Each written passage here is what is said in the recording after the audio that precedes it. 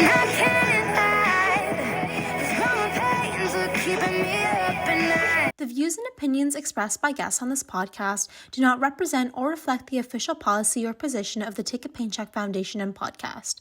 All information shared is from personal experiences and does not constitute medical advice. We do not take responsibility for any statements expressed during the podcast. Take a Paycheck does not endorse any products or services. Any said products or services mentioned on this podcast may not be suitable for you or your condition. Please consult with your physician if you have medical questions, as it may pertain to your condition.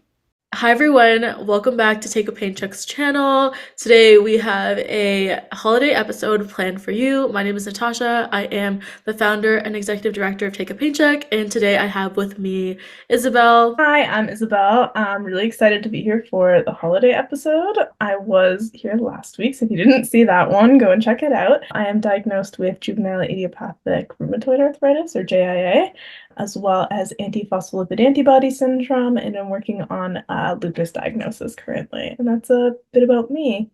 And I am also diagnosed with JIA, but if you haven't checked out all of our previous episodes and the episode that Isabel was on, definitely check that out to learn a little bit about us. Today we'll be talking about how to navigate the holiday season living with a chronic illness, and also what Take a Paycheck has in store for everyone in the upcoming new year. Yeah, we're going to chat about the holidays, what it's like around the holidays, and a little bit about Take a Paycheck too, and plans for the new year, what we did in this past year, and all that fun stuff.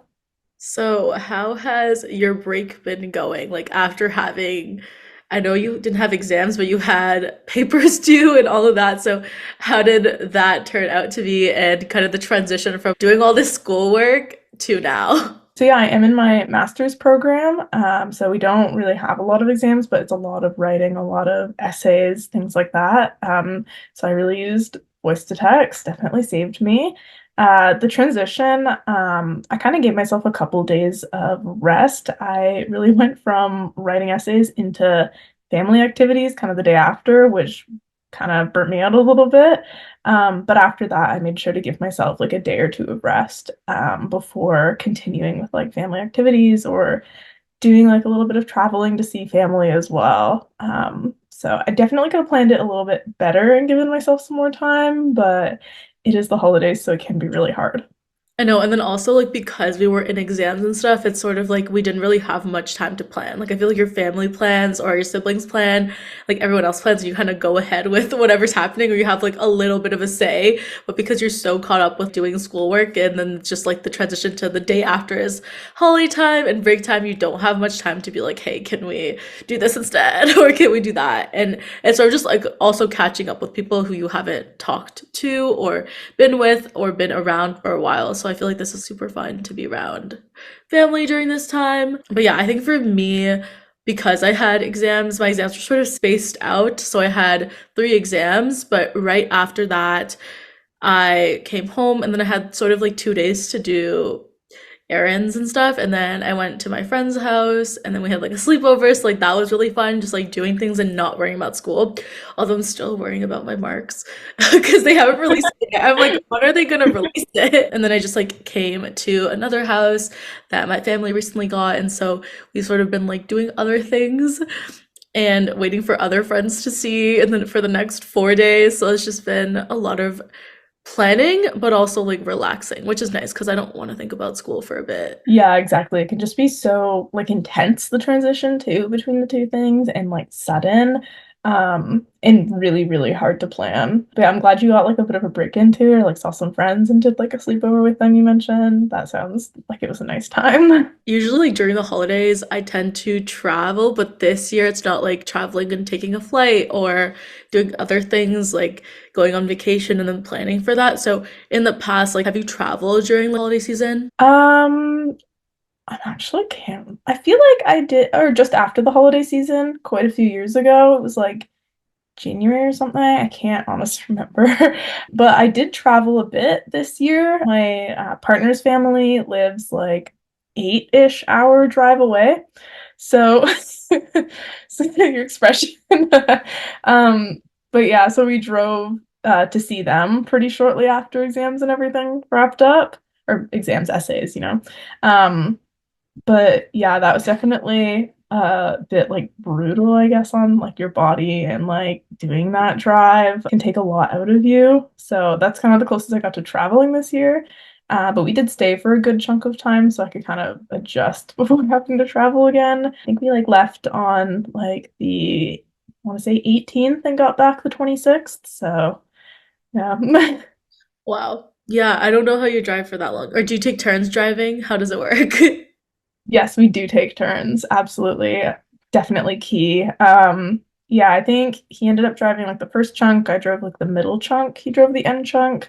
But because we left so early in the day and we made sure that the day we left, we didn't have any other plans on like on that day or anything to be like, oh, we have to get there by this time because we have this going on. So we could like stop, take a break, like when we went to grab food, we'd like go into like we just got fast food, but we'd go into the fast food place instead of like drive through because we weren't really in a rush. And I think that really, really helped both of us, and definitely me too, with like having that extra time to stretch, not feeling pressured to like run out of the car, go to the bathroom, and run back to the car. Yeah, Um, I agree. yeah. Like that's sort of what we do in Ottawa, or when I like drive from Toronto to Ottawa, we have those actual breaks to like go to the bathroom. But like even getting up and stretching your legs when you're going on a road trip or driving to places is like super helpful, not just for the driver, also the person in the passenger seat or the rest of the car. Obviously, that driver needs most rest, but I just feel like even being sore for just sitting down for so long, like a small stretch could be helpful. So at least in Canada, because I was talking to my grandma in the States and she was really shocked when she came here and she saw those like little rest stops along the way. And because ours actually has a bunch of like small little like fast food stores and like also like a washroom and like places to sit and people actually like sit there. And then the gas station and like Starbucks and things like that. But yeah, no, I think those are really helpful, especially like along the way for people that need to rest. I think whether you live with a chronic illness or don't, utilizing that to your advantage would be very helpful. Yeah, absolutely. And like taking those breaks are very important. Even like if you mentioned too, like flying, for example, even not around the holidays, anytime you're flying, even just getting up on the plane and having that ability to walk down the aisles and things, I've also found really helpful. And even like necessary too, like with my one like antiphospholipid antibody syndrome, right? So I have a higher chance of like blood clotting, and when you're on a plane, you also have a increased chance of that as well. So it's really important for me to get up and start walking around. Um, but it can also feel so awkward too, or like weird to need to take those breaks that some other people like, or I guess some people you may know or maybe traveling with doesn't feel the need to take those breaks, right? Yeah, no, I agree with you. And also, I think that's why I like sitting sometimes in the aisle instead of like the window, because if I need to get up, I'd rather just like be there. But then you also have to think about the people in the window seat or the middle seat need to get up and then you have to move. But I think like taking into consideration like what seat you want is very helpful. Yeah, absolutely. It can be very beneficial. The other thing is I recently came back like on Friday, and most of the via trains that I take, they usually have like staircases where you have to like lift up your suitcase. And a lot of the times they don't really help you. Recently, like I went on a train on Friday and I saw that they actually had like a ramp. So I just had to like drag it and it was so accessible. And I was very happy because I was like, I've not seen this type of like via train in a really long time. And so also, I know you can't really pick and choose what train it is going to be because I think they change the numbers and whatever. But if you get those types of trains, you're very lucky because I think there are trains out there that actually have like the ramp where you can just roll your suitcase onto it. It's sort of like the newer versions of Via they were saying, and I was like, wow, can I get this more often? Because I always struggle to like get a suitcase on, and alternatively, because of that, I made my mom come a couple of weeks before to take some of my things home in advance so I wouldn't struggle when I was coming back again. So, like, just planning those little things before the holiday season and taking into consideration all of that is super helpful because I did not want to be carrying like two big suitcases or a big suitcase onto the train. And it was just like convenient for my mom to come and like get that stuff before. Yeah, and doing some planning ahead of time like that is absolutely beneficial and will help you no matter what. Even when I do like my road trip too, I always have my small suitcase that I pack and an extra bag, which just has what I call my arthritis stuff. And it's got like my heating pad and it has exercise balls. I don't know if you've seen those. Like they're small, they're kind of tennis ball sized. I have two of them in like a baggie, which are really good for sticking like under your leg to kind of roll out your muscle or like behind your back. And like a massage gun even can be really helpful when sitting for long periods of time. And it's kind of just got stuff like that that I find really helpful for any kind of traveling, but it is also extra things and extra items and means you might need a larger space to store your things because you're carrying those extra things aside from just clothes that other people you might be traveling with might only have, right? No, I totally agree with you. I feel like also for me, the other day, well, actually, yeah, the other day I went to Shoppers to find a new heat pad because I was like, if I'm going to go away for a bit, like with my family, like I do need a couple things. So I actually like took that into consideration and went to go find a heat pad.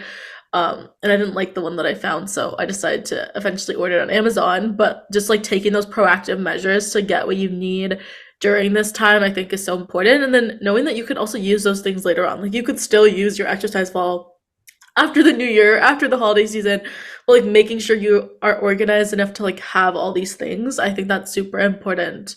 And so I'm glad that you were also doing that and I was too. I'm just wondering, like, I know during the holiday season or even like during Christmas time, it's all about like kind of giving back, but also people give like presents, they wrap presents up. And so like for us, we play White Elephant, and so we had to like wrap our gifts up. And like for me, I cannot wrap for my life, but I know some people can and some people can't just because of limitations.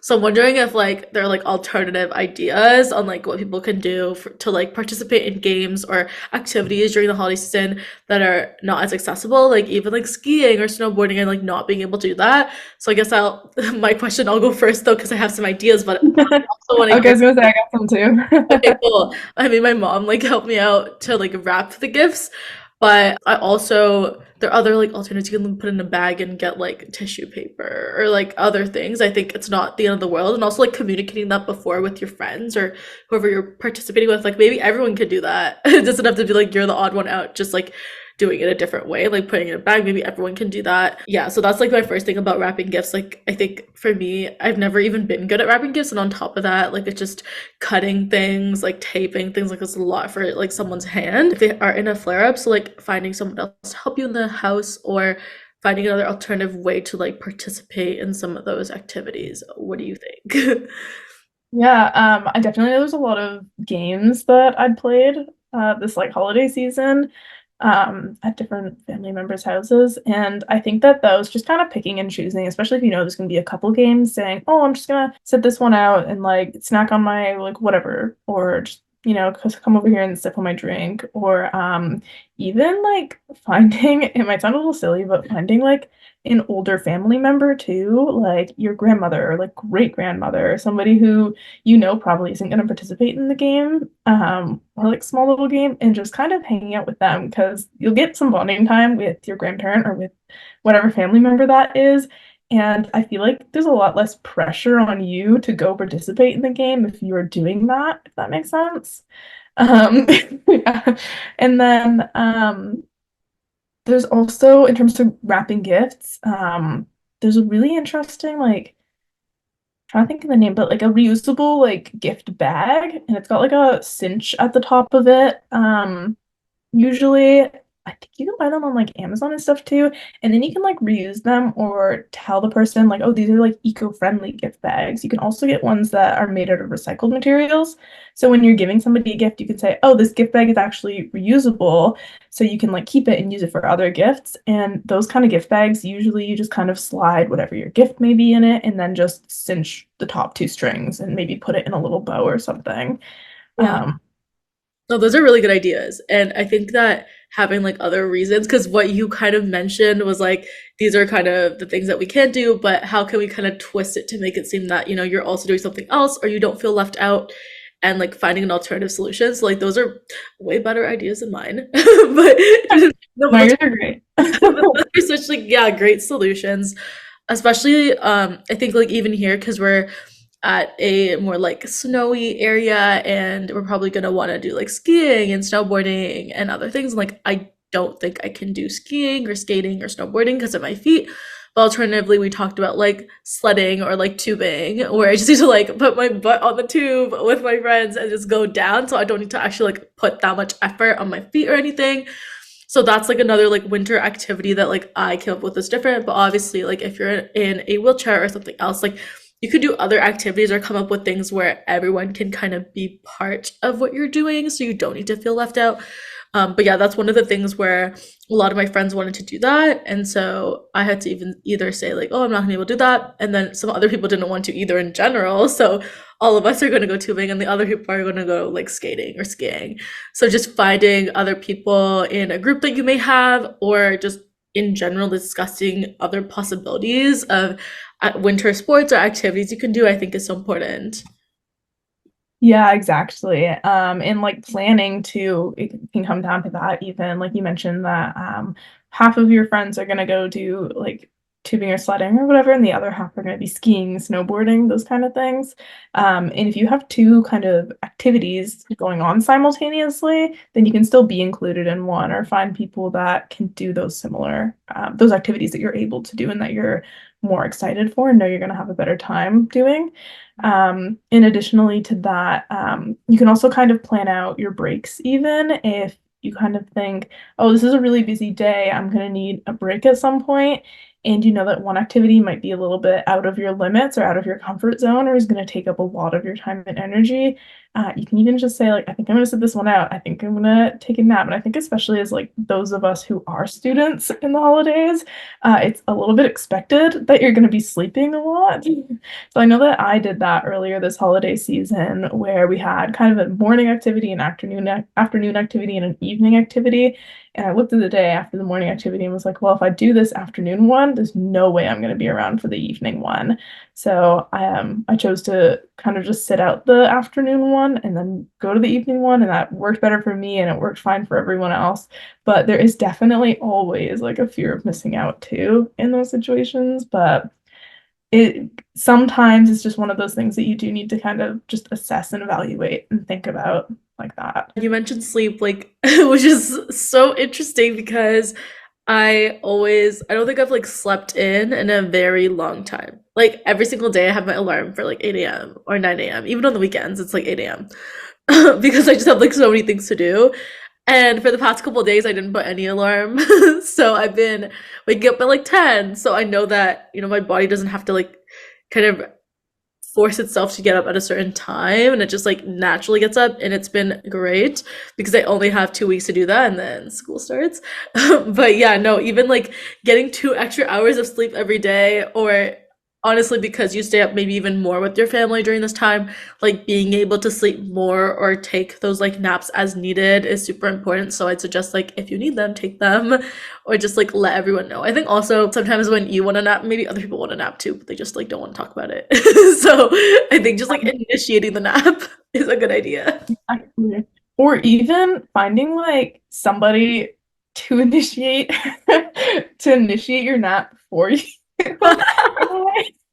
I know it sounds kind of ridiculous, but if you have a family member and you know they're dead exhausted because they were like up late the night before, or I don't know, they like just were up late staying like watching movies or something along those lines, and kind of like sitting down with them and being like, hey, you probably want to take a nap right now. I think you should suggest that we all take naps. And I've done that before. And then it kind of feels like the like pressure isn't on me as much because it's kind of spreading out the amount of people, I guess, within your family setting who are wanting to take breaks throughout like your holiday season. And I think that it personally anyways just makes me feel a lot less like guilty, even though I shouldn't know that I should not feel guilty for wanting to take breaks, but it is something that just happens to me.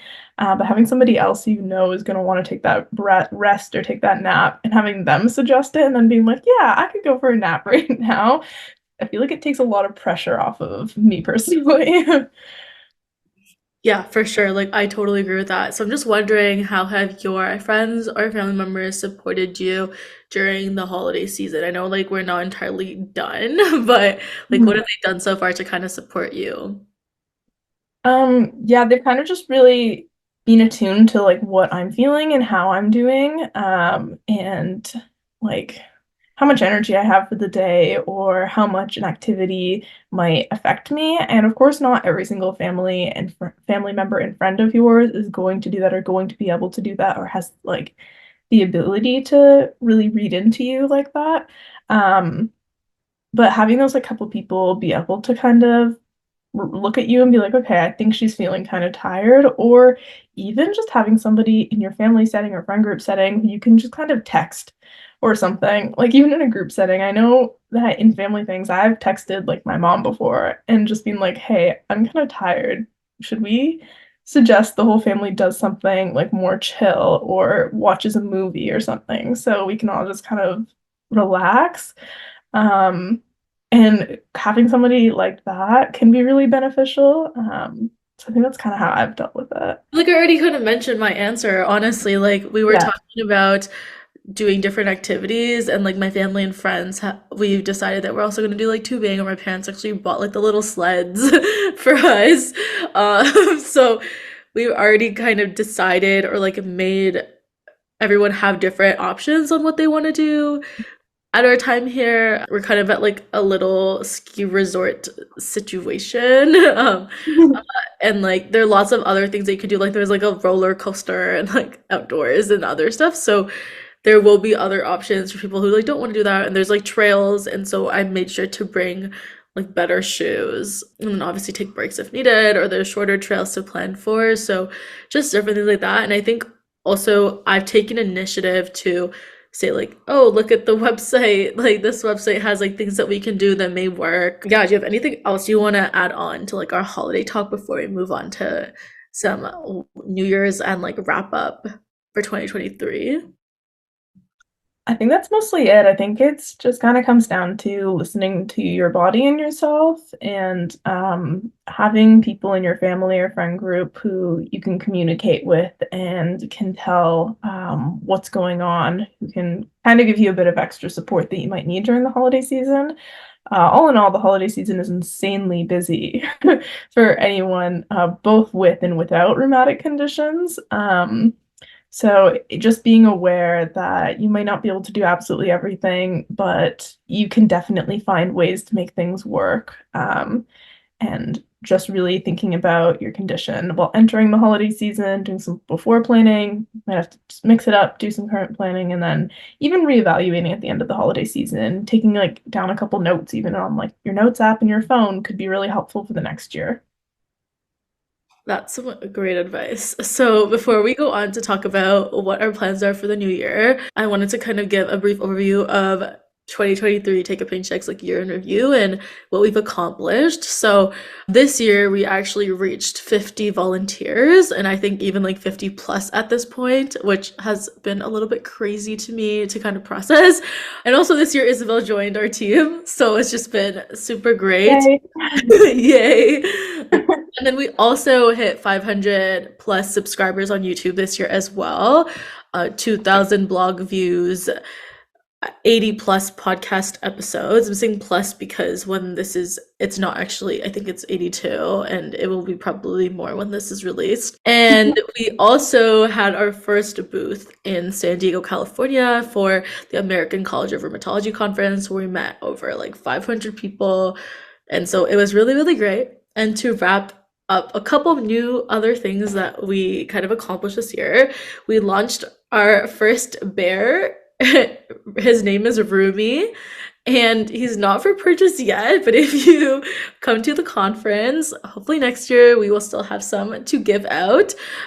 So yeah, Rumi the bear is our new bear for Take a Paycheck. And we also updated our website this year, and Isabel really helped to like spearhead like what this would look like and the vision, and it's great, so check it out.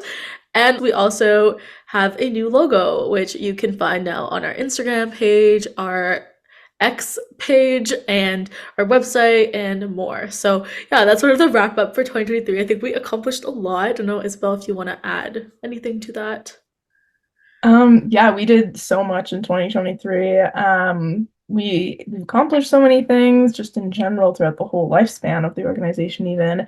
And I'm personally just really, really excited to see what we do in 2024 and what our kind of 2024 wrapped, I guess, is gonna look like. Oh my God, that's such a good segue. Okay. So in 2024, I guess I'll let you start with like what our plans are. So yeah, we currently are launching our new youth committee, which is also in partnership with the Canadian Arthritis Patient Alliance. And they're going to be developing some different resources and tools and maybe some workshops even, all based on the Make Room for Youth survey that was conducted in fall of 2022. So that survey kind of gave us some insights into what areas of youth and young adults living with rheumatic conditions lives need more support other than just their medical support or what they would find in more of a clinic setting. So that includes different supports that people might need in school and work, mental health resources and support, and tons of other things. So we're really excited for the committee to come together and to develop some things that's going to overall help the whole community. The other thing that we have kind of wrapping up in 2024 is our scholarship, which is called STEM Without Limits. So our Take a Paycheck scholarship, this is the first one we actually launched, so I think that would also be an accomplishment for 2023, our first scholarship. But we're wrapping up applications on Jan 30th, 2024. So if you haven't applied yet, be sure to do so. I will link all the application details below. It is for undergraduate and graduate students in Canada. If you're studying at a college, trade school, or university, definitely apply. And each scholarship is worth $2,500. You can apply in English or French, and it's very exciting. So we hope we can be that support for anyone who is studying in that field, and we hope to see your application. The other thing that we're really excited for is, if anyone hasn't heard of our joint chat room program, it was launched in 2022 and we kind of took a pause, and we're actually rebranding and relaunching this upcoming new year. So stay tuned for that. It is a support program for young adults living with rheumatic diseases all over the world. And it is a monthly call that our ambassadors will host. There will be different topics and sessions held monthly. So if you're ever interested, it will be announced in our newsletter and on our website. So check it out. It will be announced in the new year. Lastly, I just kind of wanted to end by letting everyone know we do have our first also collaborative Spotify playlist that we launched in 2023. And we will be continuing to have that. So something new though that we created is a holiday playlist. And so if you have not streamed it yet, definitely stream it. I will also link the holiday playlist down below for anyone who wants to listen in and hear some holiday songs. I think that's honestly all from me, but I was wondering, Natasha, what would you personally, or you and Take a Paycheck, like to accomplish in 2024? I think we would definitely like to reach more hospitals, have more people like engaged in our organization, whether that be through our executive team, our ambassador program, our management team, joining our programs, or like even getting involved or reading those resources that our youth committee makes or the workshops that we host. And I also hope that we're able to, yeah, like I mentioned, reach more people, like more patients, and ensure that we're constantly like impacting them, whether that be through providing them like a friend to talk to or someone to talk to about their lived experience, or even sharing their story. Because I think when you're diagnosed with a rheumatic disease, you're in like 3 different phases of your life. That's what I see it as like the first phase sort of being, you know, I'm diagnosed, I don't really know what this means and what my life will be with this diagnosis, and then kind of changing into, you know, like, how do I advocate for myself at the workplace, at school, different things like that. And then at the end of that, it's like, okay, now that I know how to advocate for myself, how do I advocate for others? I really want to accomplish like having more people becoming advocates for themselves and others. And so I think building a larger community will be great. And I think that's what we have in store for 2024, building a larger community and having more people engaged. Super excited to see the whole community grow and to meet just new people, and to have different interesting conversations with others. And I'm also excited to see the other things Take a Paycheck might have in store other than what we've mentioned. Maybe some little surprise things. Who knows? Yeah, we do have some surprise stuff that we're just not saying right now. But if you do subscribe to us, if you subscribe to us, follow us, stay up to date with our newsletter. There are some other things we have planned for 2024, potentially summer, end of year. So stay tuned for that. I just can't really say it right now, but that gives you more of an opportunity to stay connected with us. Thank you so much, Isabel, for joining me today to talk a little bit about the holiday season and what we have in store for 2024. Yeah, thank you so much for having me. It's been super fun, and have a great 2024. We hope everyone listening has a great holiday season, and we hope to see each and every one of you engaged in 2024. Bye! Bye! And I can't hide, 'cause growing pains are keeping me